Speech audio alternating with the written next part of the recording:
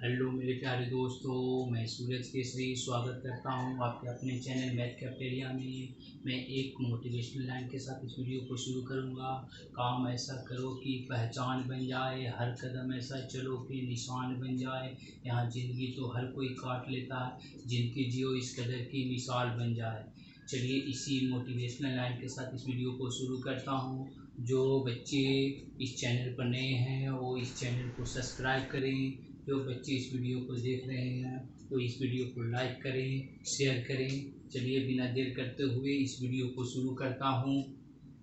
पिछले वीडियो में आप लोग को पढ़ाया गया परिमेय संख्या के बारे में कि परिमेय संख्या किसे कहते हैं। आप परिमेय संख्या किसे कहते हैं? दो परिमेय संख्या के बीच में दो परिमेय संख्या के बीच में कितने परिमेय संख्या होते हैं। दो परिमेय संख्याओं के बीच कितने परिमेय संख्या होते हैं? दो परिमेय संख्याओं के बीच अनंत परिमेय संख्या होते हैं। ठीक है, दो अपरिमेय संख्या के बीच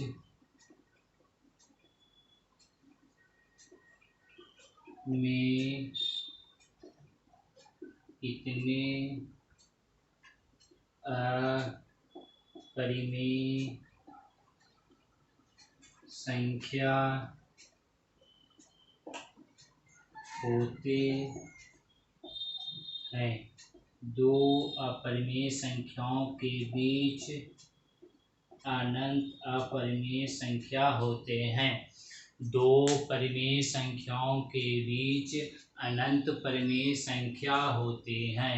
दो अपरिमेय संख्याओं के बीच भी अनंत अपरिमेय संख्या होते हैं। चलिए इस वीडियो को आगे देखते हैं।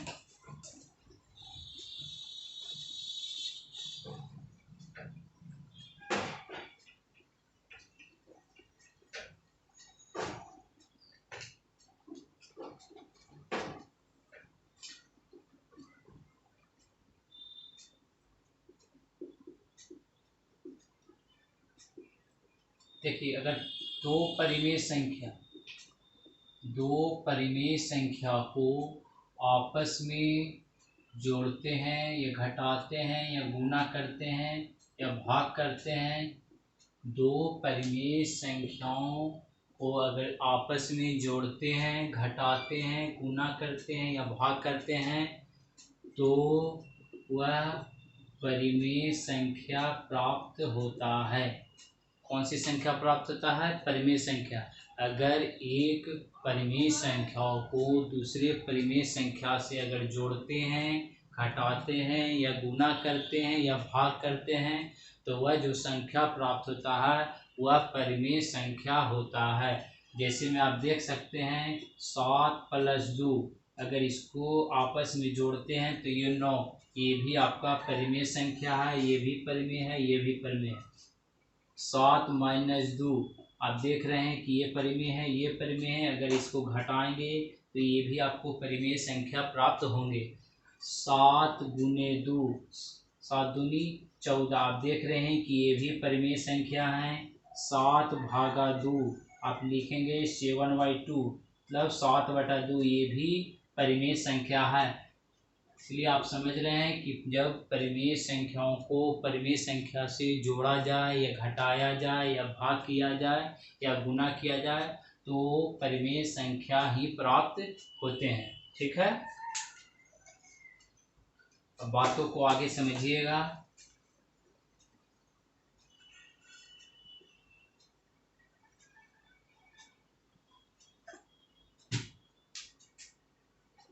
अपरिमेय संख्या अपरिमेय संख्या, अपरिमेय संख्या। देखिए, जब अपरिमेय संख्या को अपरिमेय संख्या से जोड़ा जाता है तो अपरिमेय संख्या प्राप्त होता है। जब अपरिमेय संख्या को अपरिमेय संख्या से जोड़ा जाता है तो अपरिमेय संख्या प्राप्त होता है। जैसे उदाहरण से आप लोग समझिएगा, जैसे में एक अपरिमेय संख्या √2 है और एक अपरिमेय संख्या √3 है, तो आप इसका सम ये क्या प्राप्त हुआ, अपरिमेय संख्या।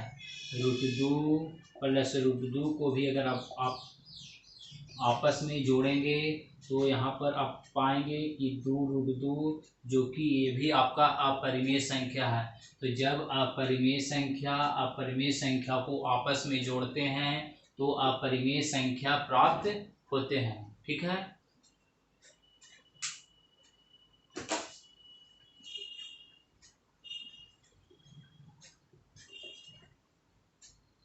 अब यहाँ देखेंगे कि जब अपरिमेय संख्या में अपरिमेय संख्या को घटाते हैं तो अपरिमेय संख्या प्राप्त होते हैं, परंतु समान अपरिमेय संख्या हो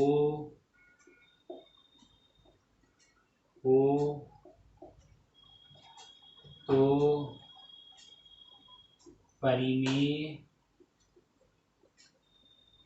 होता है। बातों को समझने की कोशिश कीजिएगा। ठीक है, यहाँ पर हम लिखे हैं कि अगर अपरिमेय संख्या में अपरिमेय संख्या को घटाएंगे तो अपरिमेय संख्या प्राप्त होता है। ठीक है, अपरिमेय संख्या में अपरिमेय संख्या को घटाने पर अपरिमेय संख्या प्राप्त होता है, परंतु समान अपरिमेय संख्या हो तो परिमेय होता है। ठीक है, बातों को समझिएगा। देखिए, जैसे में यहाँ एक √2 है, ठीक है, यहाँ √3 है। आप देख रहे हैं कि ये आपका क्या हो गया, अपरिमेय संख्या। लेकिन अगर सेम अपरिमेय संख्या यहाँ √2 है माइनस √2, आप देख रहे हैं कि √2 और √2 आपका ये कैंसिल होकर 0 हो गया, जो कि ये परिमेय संख्या के अंतर्गत आता है। ठीक है, तो आप इस बातों को समझिए कि जब अपरिमेय संख्या को आपस में घटाया जाए तो अपरिमेय संख्या होता है, लेकिन जब सेम अपरिमेय संख्या को आपस में घटाया जाए तो वो परिमेय संख्या होता है। ठीक है,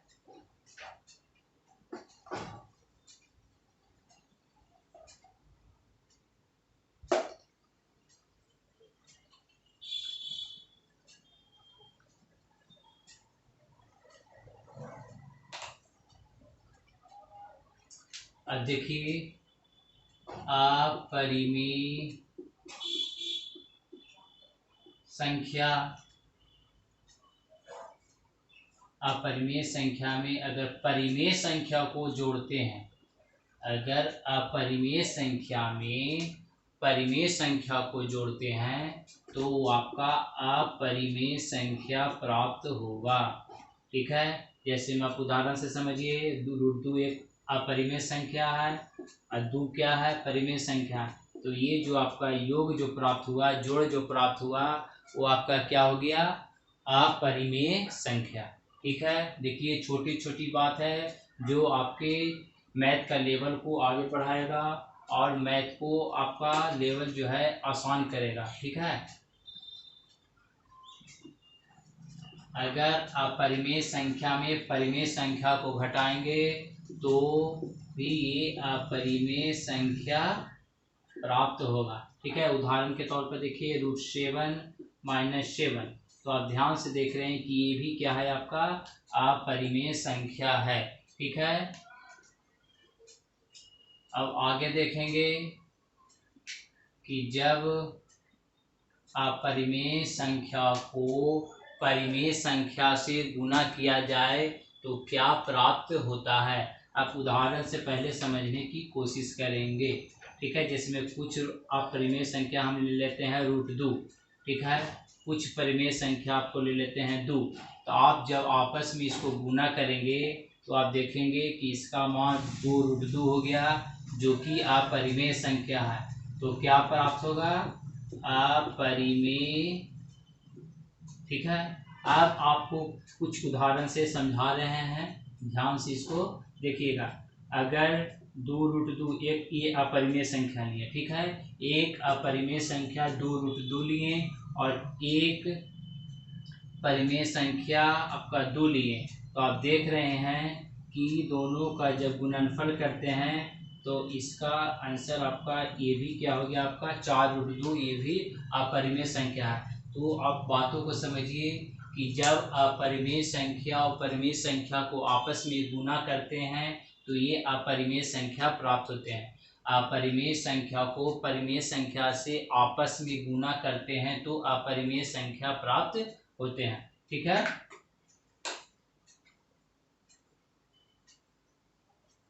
जब अपरिमेय संख्या को परिमेय संख्या से भाग देते हैं तो यहाँ पर भी आपको अपरिमेय संख्या प्राप्त होगा। यहाँ भी आपको क्या प्राप्त होगा? अपरिमेय संख्या। अब देख लीजिए, 2√2 है, यहाँ आप ले लीजिए 2, ठीक है, परिमेय संख्या के तौर पर क्या ले लीजिए। देखिए बट्टा क्यों लिखे हैं? क्योंकि बट्टा का मतलब होता है भागा, ठीक है, बट्टा का मतलब क्या होता है? भागा। 2√2 क्या है आपका? अपरिमेय है, भागा के जगह बट्टा लिखे हैं और परिमेय संख्या के जगह आपको 2 लिखे हैं। तो आप देख रहे हैं 2 से 2 कैंसिल, आपको क्या प्राप्त हो रहा है? √2, जो कि क्या है? ये अपरिमेय संख्या। ठीक है,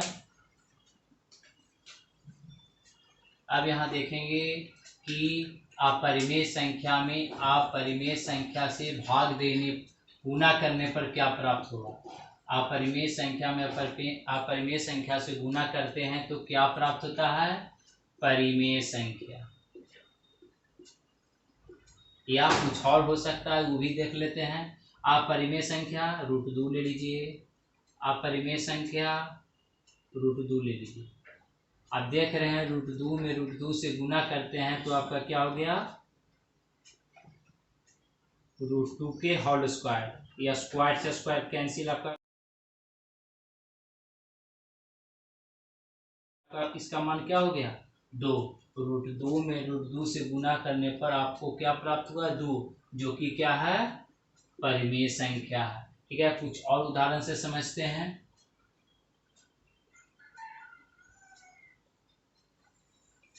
3√2√3, ठीक है। अब इस बातों को समझिएगा। 3√2 ये क्या है आपका? अपरिमेय संख्या। √3 क्या है? ये भी आपका अपरिमेय संख्या है। तो आप जब आप इसको एक दूसरे से मल्टीप्लाई करेंगे तो आप देखेंगे कि 3 है तो 3 और √2 और √3 आपस में गुना होकर √6 हो जाएगा, जो कि क्या है आपका? अपरिमेय संख्या।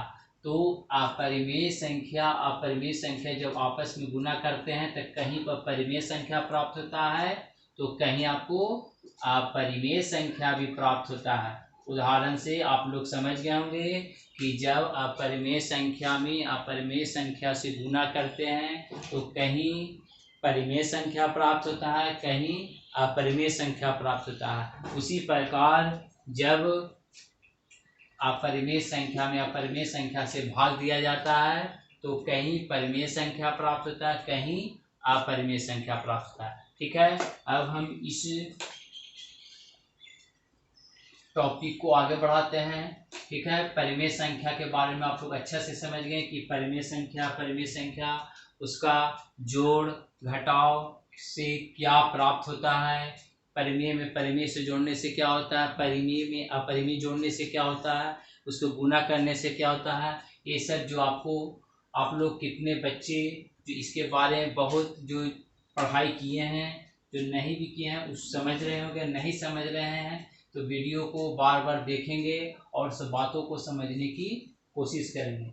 ठीक है, तो आप लोग को आभास संख्या के बारे में बताया गया था। तो देखिए, आप लोग को कंपटीशन लेवल पर प्रश्न पूछा जाता है कि 1 से 100 तक अभाज्य संख्या।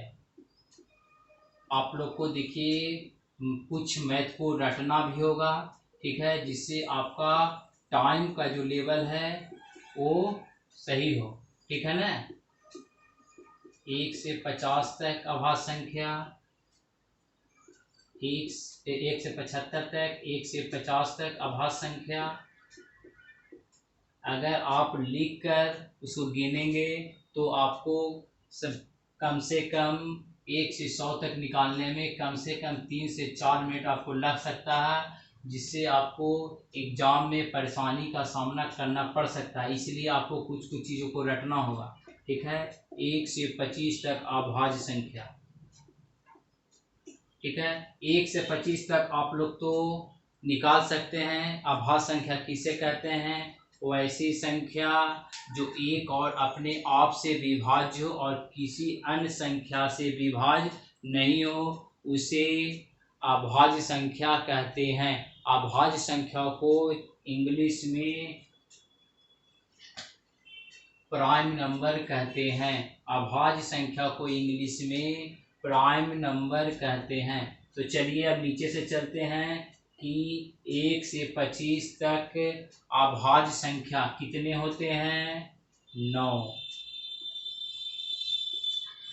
1 से 50 तक अभाज्य संख्या कितने होते हैं? 15। 1 से 75 तक अभाज्य संख्या कितने होते हैं? 21। 1 से 100 तक अभाज्य संख्याओं की संख्या कितनी होती है?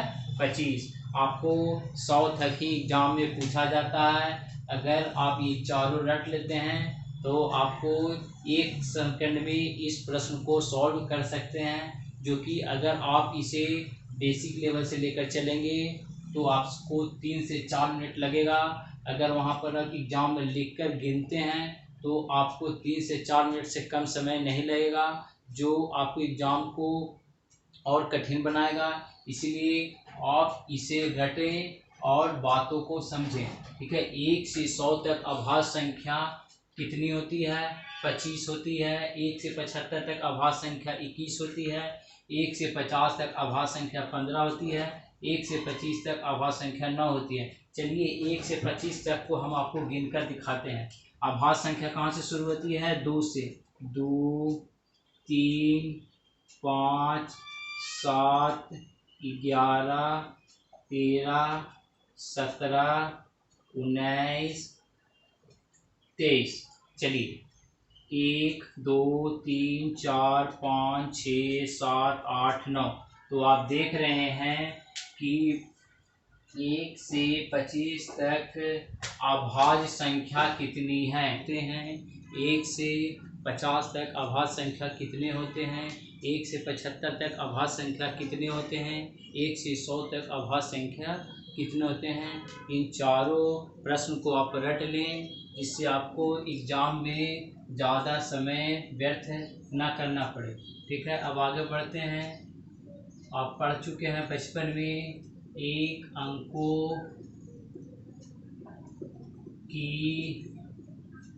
अंकों की सबसे छोटी संख्या। 1 अंकों की सबसे छोटी संख्या क्या होता है? कुछ लोगों का मानना है कि 1 अंकों की सबसे छोटी संख्या 0 होता है। कुछ लोगों का मानना है कि 1 अंकों की छोटी संख्या 1 होता है। लेकिन कौन सही है, अब बातों से समझते हैं, ठीक है। 1 अंकों की सबसे छोटी संख्या, ठीक है। तो 1 अंकों की सबसे छोटी संख्या आप देखेंगे कि आपका 1 होगा। 1 क्यों होगा? बातों को समझिएगा। ये आपका होगा, ये आपका नहीं होगा, क्योंकि 0 को आप 1 डिजिट में भी लिख सकते हैं, 2 डिजिट में भी लिख सकते हैं, 3 डिजिट में भी लिख सकते हैं, डॉट डॉट। इस तरह से आप देख सकते हैं कि 0 जो है 1 अंक का भी हो सकता है, 2 अंक का भी हो सकता है, 3 अंक का भी हो सकता है, 4 अंक का भी हो सकता है, 5 अंक का भी हो सकता है।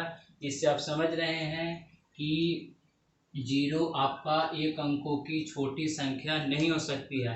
तो 0 के बाद नंबर आता है 1 का। इसलिए एक अंकों की सबसे छोटी संख्या 1 होता है। ठीक है, अब एक अंकों की सबसे बड़ी संख्या, एक अंकों की सबसे बड़ी संख्या, एक अंकों की बड़ी संख्या 9। ठीक है, एक अंकों की सबसे बड़ी संख्या क्या हो जाएगा? 9। इसी प्रकार आपको प्रश्न में पूछा जाता है कि 4 अंकों की छोटी संख्या, तो किस तरह निकालेंगे? ध्यान से देखेंगे। 4 अंकों की सबसे छोटी संख्या। ठीक है, तो आपको कुछ नहीं करना है। अगर 4 अंकों की छोटी संख्या पूछा जाए तो सबसे पहले आप 1 लिखेंगे, और जो ये 4 अंक है उसमें 1 माइनस करके जो आएगा उतना हमको यहाँ पर शून्य बैठा देंगे, वही आपका 4 अंकों की सबसे छोटी संख्या प्राप्त होगा। तो आप देख रहे हैं कि 4 अंकों की सबसे छोटी संख्या 1000 होगा। ठीक है, 1000। ठीक है, एक पर कितने शून्य? 3 शून्य। ठीक है ना, क्या करेंगे? 1 लिखेंगे, उसके बाद जितने अंक का पूछा जाए उसमें से 1 माइनस करके उतना यहाँ पर शून्य बैठा देना है, वही आपका क्या हो जाएगा? 4 अंकों की सबसे छोटी संख्या। अगर आपसे पूछा जाए कि 4 अंकों की सबसे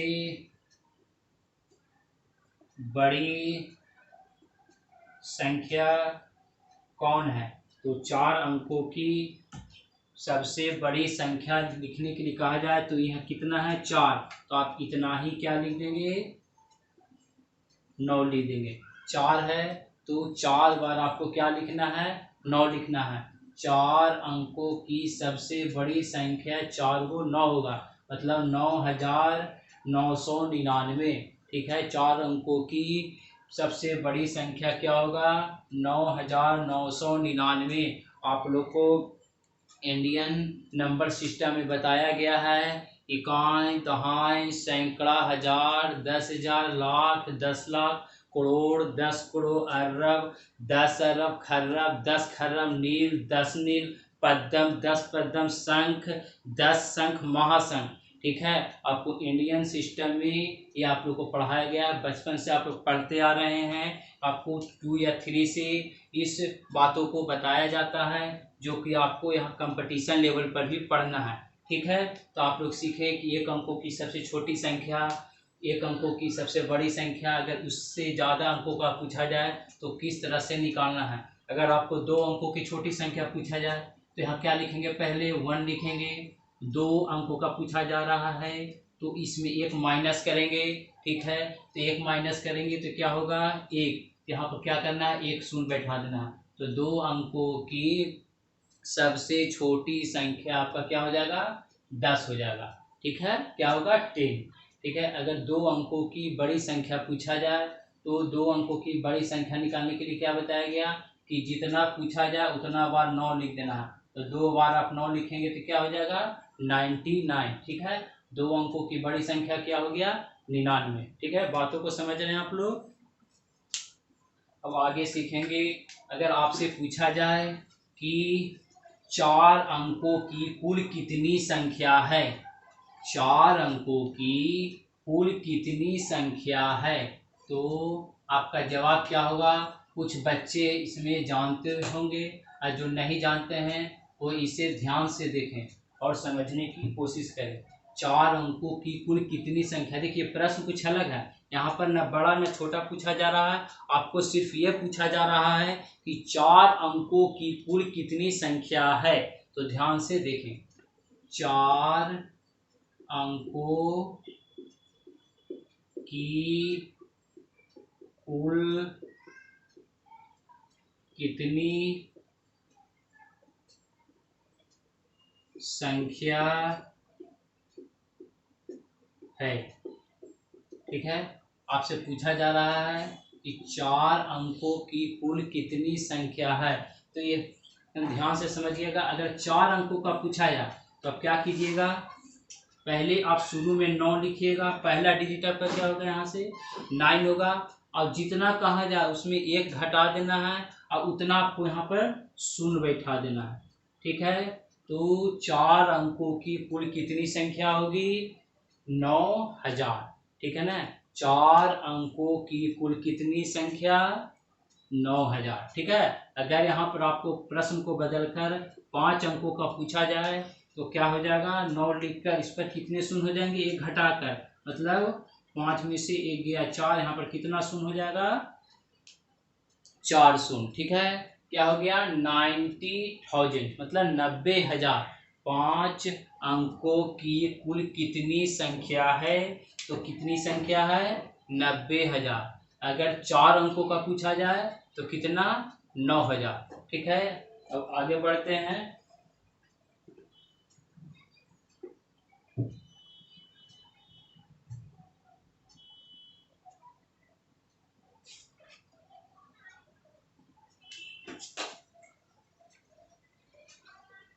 देखिए 5, 6 में आप लोग को बताया गया होगा, जो बच्चे अगर मन से पढ़ाई करते आ रहे हैं तो उनको बातों को समझने में समय नहीं लगेगा। जो बच्चे शुरू से पढ़ते नहीं आ रहे हैं, ध्यान नहीं दे रहे हैं, उनके लिए तो कुछ समय लगेगा बातों को समझने के लिए। इसलिए जो बच्चे पढ़ने में वीक हैं उनको इस वीडियो को बार बार देखना होगा और ध्यान बातों को समझना होगा। देखिए आपसे पूछा जा, यहाँ प्रश्न है कि योज प्रतिलोम। कुछ बच्चे इस शब्द से अनभिज्ञ होंगे और कुछ जानते होंगे, ठीक ना। योज प्रतिलोम, एक होता है गुणात्मक प्रतिलोम। देखिए ये बेसिक लेवल का चीज़ है, ठीक है ना। आपको ये सब एग्जाम में पूछा जाता है, ये नहीं कि नहीं पूछा जाता है। कंपटीशन लेवल पर आपको हर स्तर का प्रश्न पूछा जाता है, ठीक है ना। योज प्रतिलोम एक होता है गुणात्मक प्रतिलोम। चलिए इससे रिलेटेड आपको प्रश्न क्या पूछा जाता है समझते हैं। अगर आपसे पूछा जाए कि 7 का योज प्रतिलोम क्या होगा, 7 का योज प्रतिलोम, योज का मतलब होता है जोड़, ठीक है ना। योज प्रतिलोम क्या होगा, ठीक है। तो आपका देखिए इसका आंसर क्या होगा, कैसे होगा इस बात को समझिए। अगर इसके आगे प्लस है, ठीक है, तो यहाँ पर आंसर क्या होगा, माइनस में। तो +7 है तो यहाँ क्या हो गया, योज प्रतिलोम माइनस। अगर आपसे पूछा जाए -9 का योज प्रतिलोम क्या होगा, तो इसका आंसर क्या होगा, यहाँ माइनस है तो यहाँ क्या हो जाएगा, प्लस में, जो कि प्लस लिखने की जरूरत नहीं होती है, ठीक है। अब यहाँ पर समझिए गुणात्मक प्रतिलोम, ठीक है। गुणात्मक प्रतिलोम किसे कहते हैं। जैसे में आपसे पूछा जाए कि 7 का गुणात्मक प्रतिलोम क्या होगा, तो आप इसका उल्टा कर देंगे। जैसे में यहाँ 7 नीचे बट्टा में एक छिपा हुआ रहता है, जो मैथ के स्टूडेंट है वो बातों को समझ रहे होंगे, ठीक है। 7 के नीचे क्या है, यहाँ एक छिपा हुआ रहता है। तो जब आप इसे लिखेंगे उल्टा करके तो आपका ये क्या हो जाएगा, 1/7। 7 का गुणात्मक प्रतिलोम 1/7 होगा, ठीक है। अगर योज प्रतिलोम पूछा जाए तो उसमें सिर्फ साइन चेंज होता है, प्लस का साइन माइनस में और माइनस का साइन प्लस में। अगर गुणात्मक प्रतिलोम पूछा जाए तो सिर्फ आपका क्या हो जाएगा, उल्टा हो जाता है, ठीक है ना। अगर 7 है तो यहाँ पे 1/7 हो जाएगा। अगर यहाँ पर 7/2 है तो इसका गुणात्मक प्रतिलोम 2/7 होगा, ठीक है ना। आप लोग समझ गए योज प्रतिलोम किसे कहते हैं, गुणात्मक प्रतिलोम किसे कहते हैं, ठीक है ना। आप इस बात को ध्यान से देखिए कि योज प्रतिलोम का मतलब क्या होता है। देखिए योज प्रतिलोम उसे कहते हैं कि जब जैसे में 7 है, यहाँ 7 को योज प्रतिलोम निकालें और अगर उसको आपस में जोड़ते हैं तो वो शून्य होना चाहिए। क्या होना चाहिए, शून्य होना चाहिए। योज मतलब जोड़, मतलब जब उसको आपस में जोड़ें तो कितना होना चाहिए, शून्य। तो आप देख सकते हैं 7 का योज प्रतिलोम आपको बताया गया कितना, -7। तो जब दोनों को आपस में जोड़ते हैं तो देखते हैं कि क्या आता है, ठीक है। 7 प्लस माइनस माइनस, 7 - 7 = 0। तो आप देख रहे हैं कि 7 का योज प्रतिलोम -7 को जब आपस में जोड़े तो यहाँ शून्य हुआ, जो कि योज प्रतिलोम को नियम को फॉलो कर रहा। ठीक है, अब गुणात्मक प्रतिलोम को समझते हैं। ठीक है, गुणात्मक प्रतिलोम में बताया जाता है कि जब जो गुणात्मक, जैसे यहाँ 7 है, अगर 7 का गुणात्मक प्रतिलोम 1/7 है और दोनों को आपस में गुना किया जाए, यहाँ क्या है गुणात्मक, गुणात्मक मतलब होता है गुना, जब आपस में गुना किया जाए तो उसका आंसर 1 होना चाहिए। तो देखिए यहाँ कैंसिल हो गया, 7 से 7 आपके यहाँ पे देख रहे हैं कि आपका यहाँ 1 आया, तो इसी को बोलते हैं गुणात्मक प्रतिलोम। ठीक है, ये आपको निकला है योग तत्समक से, यह निकला है गुणात्मक तत्समक से। ठीक है ना, योज प्रतिलोम आप लोग भली भांति समझ गए, गुणात्मक प्रतिलोम भी आप लोग भली भांति समझ रहे होंगे। ठीक है, आपका जो क्लास का टॉपिक था, पहला क्लास का टॉपिक था डिजिट एंड नंबर्स, जो पूर्ण रूप से कंप्लीट होता है। आप लोग को नेक्स्ट क्लास में पढ़ाया जाएगा, नेक्स्ट वीडियो में यूनिट डिजिट्स। ठीक है, आपका नया टॉपिक क्या स्टार्ट होगा, यूनिट एंड यूनिट डिजिट। ठीक है ना, यूनिट डिजिट को हिंदी में बोलते हैं इकाई अंक। इकाई अंक से संबंधित बहुत सारे प्रश्न आपको प्रतियोगी परीक्षा में पूछा जाता है, कंपटीशन लेवल पर पूछा जाता है, जो आपको 1 से 2 नंबर आपको कवर कर सकता है। ठीक है, तो आपका अगला टॉपिक जो बहुत ही महत्वपूर्ण होने वाला है। ठीक है, तो कृपया करके अगले वीडियो को आने तक इंतज़ार करें। ठीक है, और जो बच्चे इस चैनल पर नए हैं वो इस चैनल को सब्सक्राइब करें, लाइक करें और वीडियो को शेयर करें, और आपको ढेर सारी शुभकामनाएं कि आप अपनी सफलता को हासिल करें। जय हिंद।